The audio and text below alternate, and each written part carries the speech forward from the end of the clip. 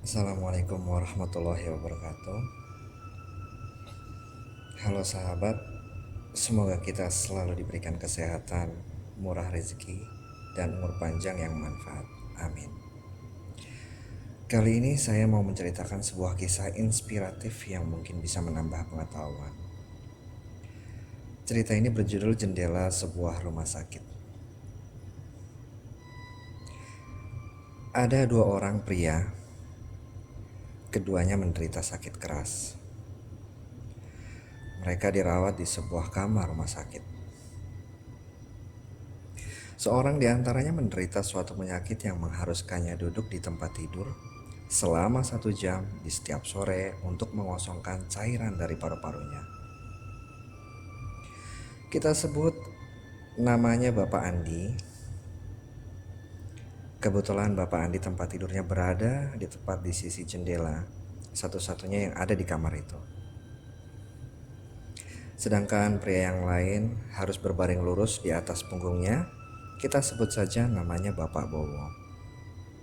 Setiap hari mereka saling bercakap-cakap selama berjam-jam. Mereka membicarakan istri, keluarga, rumah, pekerjaan, keterlibatan mereka di ketentaraan, dan tempat-tempat yang pernah mereka kunjungi selama berlibur. Setiap sore, Pak Andi yang tempat tidurnya berada dekat jendela diperbolehkan untuk duduk. Ia menceritakan tentang apa yang terlihat di luar jendela kepada rekan sekamarnya. Selama 1 jam itulah Bapak Bo merasa begitu senang dan bergairah, membayangkan betapa luas dan indahnya semua kegiatan dan warna-warna indah yang ada di luar sana. Di luar jendela tampak sebuah taman dengan kolam yang indah. Itik dan angsa berenang-renang cantik, sedangkan anak-anak bermain dengan perahu-perahu mainan. Ada juga yang bermain layang-layang. Beberapa pasangan berjalanan bergandengan di tengah taman yang dipenuhi dengan berbagai macam bunga berwarnakan pelangi. Sebuah pohon tua besar menghiasi taman itu. Jauh di atas sana terlihat kaki langit kota yang mempesona. Suatu senja yang indah.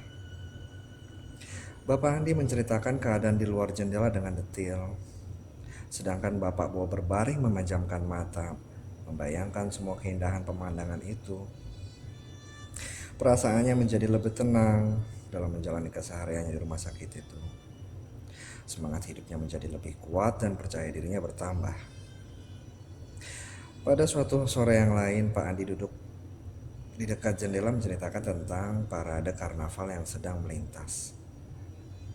Meski Pak Bo tidak dapat mendengar suara parade itu, namun ia dapat melihat melalui pandang mata Pak Andi yang menggambarkan semua itu dengan kata-kata yang indah.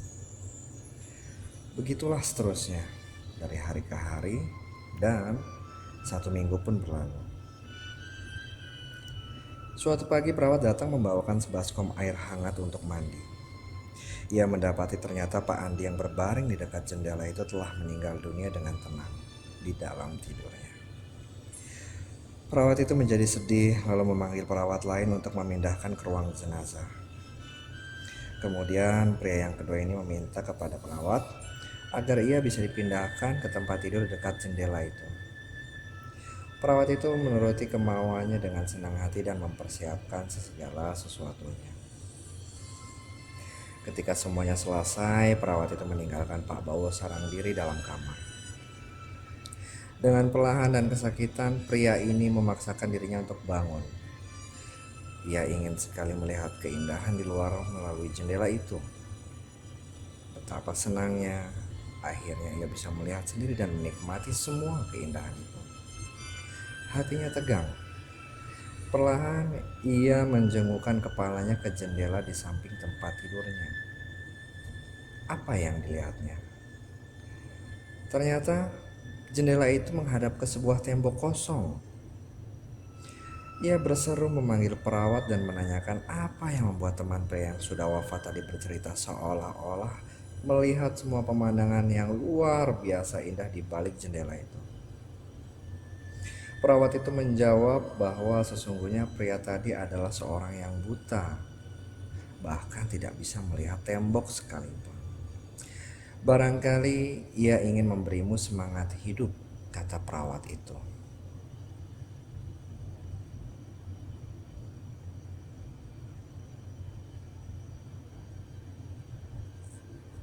Sahabatku, saya percaya setiap kata selalu bermakna bagi setiap orang yang mendengarnya. Setiap kata layaknya pemicu yang mampu menelisik sisi terdalam hati manusia dan membuat kita melakukan sesuatu. Kata-kata akan selalu memacu dan memicu kita untuk menggerakkan setiap anggota tubuh kita dalam berpikir dan bertindak. Saya juga percaya dalam kata-kata tersimpan kekuatan yang sangat kuat. Dan kita telah sama-sama melihatnya dalam cerita tadi. Kekuatan kata-kata akan selalu hadir pada kita yang percaya. Saya percaya kata-kata yang santun, sopan, dan penuh dengan motivasi bernilai dukungan memberikan kontribusi positif dalam setiap langkah manusia. Ujaran-ujaran yang bersemangat, tutur kata yang membangun, selalu menghadirkan sisi terbaik dalam hidup kita. Ada hal-hal yang mempesona saat kita mampu memberikan kebahagiaan kepada orang lain. Menyampaikan keburukan sebanding dengan setengah kemuraman. Namun menyampaikan kebahagiaan akan melipat gandakan kebahagiaan itu sendiri. Dan akhirnya saya percaya kita, saya, dan juga Anda mampu untuk melakukan itu semua. Menyampaikan setiap ujaran dengan santun, dengan sopan, akan selalu lebih baik daripada menyampaikannya dengan ketus, brutu, atau dengan kesal. Sampaikanlah semua itu dengan bijak dan santun. Saya percaya kita bisa. Terima kasih telah mendengarkan cerita ini. Semoga bermanfaat. Amin.